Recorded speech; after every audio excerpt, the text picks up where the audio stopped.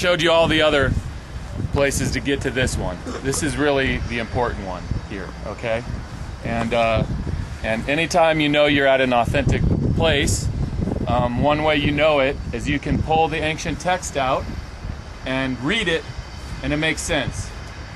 Okay, so the whole reason that I've given you all the context that I have, including the lecture and wanting you to look at the model and everything, is so that we can understand this place while we're standing here now reading the Gospel of John.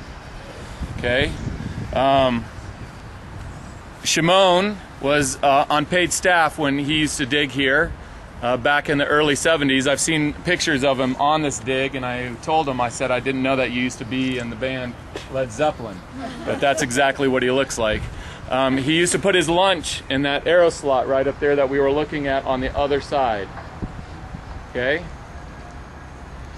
If you look just right over the top of the railing over there, or right through the railing over there, you can still see soil up against the wall. You see it over there? Yeah. That's what it looked like all through here. In fact, if you look at the Ottoman wall there, you can see where it's lighter colored and darker colored up above, and you can see where the soil was before it was excavated.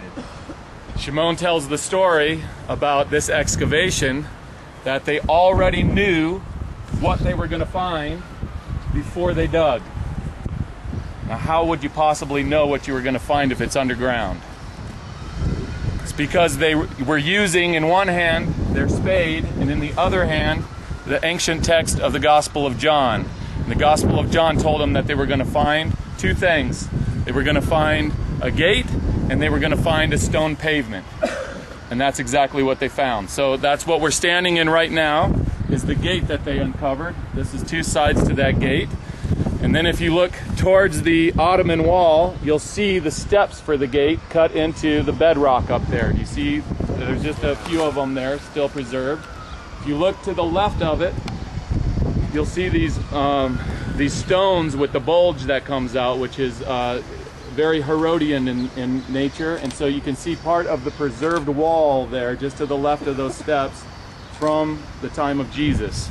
If you move over further left, you can see the corner of a stone pavement just below where those railings are. Do you see that? And again, you see that same Herodian style masonry that makes up that flat area up there that you're looking at the corner of, also from the time of Jesus. Everybody see what I'm talking about? Okay, so we can walk up here and then we'll read the Gospel of John once we get up on top of the stone pavement.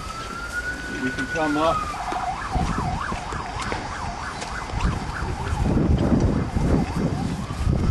And again, here are the steps that are cut into the pavement. You know what it looks like on the other side of the wall. You'd gone through the gate, turned to the left, gone into the garden area. If you would have turned to the right, you would have gone over probably to the barracks. We have to verify that through archaeology. And then Herod the Great's palace is down here to the left. So this is part of the preserved wall from that time. Right here.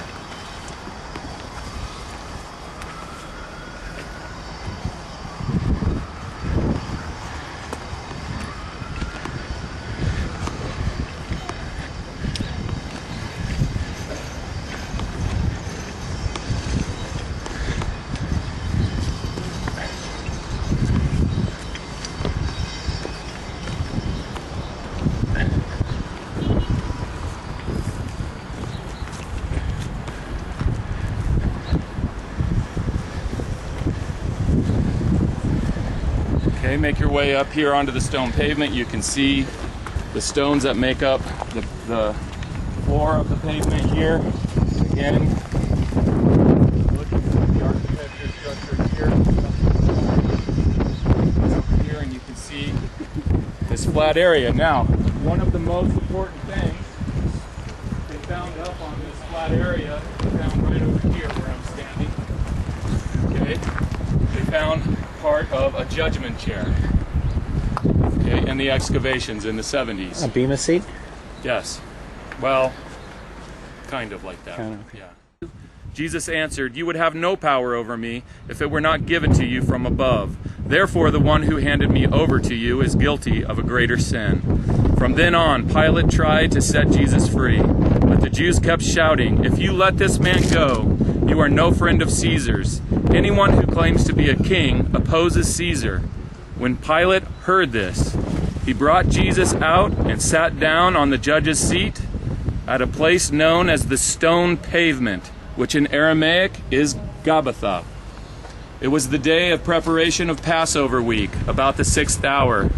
"Here is your king," Pilate said to the Jews. But they shouted, take him away, crucify him." "Shall I crucify your king?" Pilate asked. "We have no king but Caesar," the chief priest answered. Finally, Pilate handed him over to them to be crucified.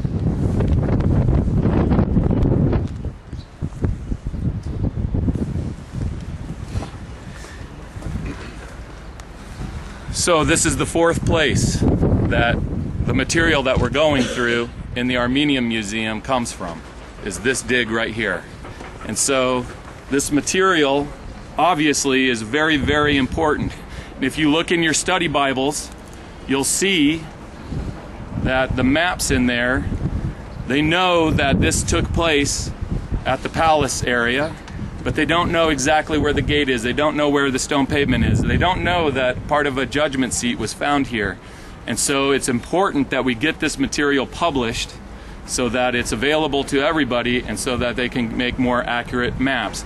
Now, where was Jesus taken? What was the route taken from here to the Church of the Holy Sepulchre, the place of crucifixion, burial, and resurrection? We don't know.